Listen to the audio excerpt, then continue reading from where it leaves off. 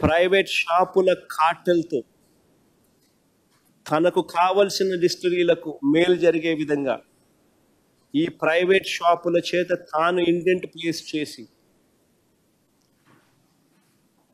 తాను ఈ రకమైన 5 డిస్టిలరీలకు 69% ఆర్డర్లు ప్లేస్ చేసి ఆయన స్కామ్ చేస్తే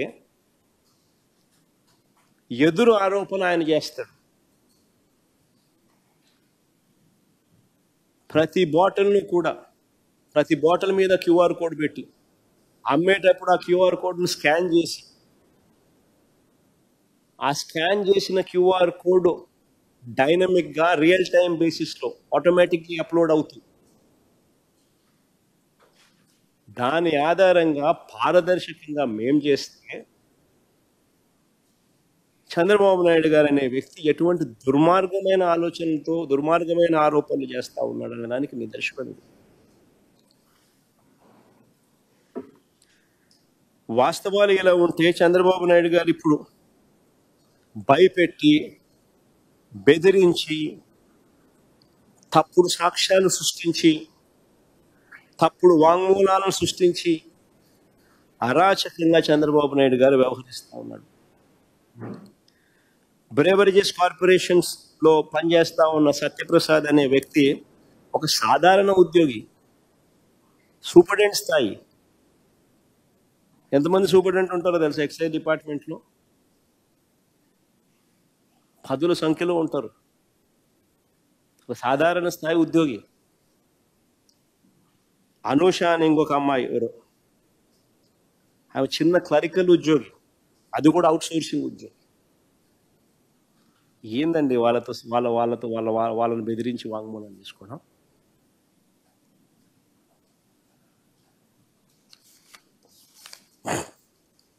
ఇక బ్రేవరేజెస్ కార్పొరేషన్ ఎండీగా పనిచేసిన వాసుదేవ్ రెడ్డి ఈ ప్రభుత్వం తనను వేధిస్తుందని హైకోర్టులో 3 సార్లు యాంటిసిపేటరీ బెయిల్ పిటిషన్ ఫైల్ చేసినాడు. ఈ మనిషి ఈ ప్రభుత్వం తనను వేధిస్తూ ఉందని, హెరాస్ చేస్తూ ఉందని 3 సార్లు యాంటిసిపేటరీ బెయిల్ పిటిషన్ హైకోర్టులో ఫైల్ చేసినాడు.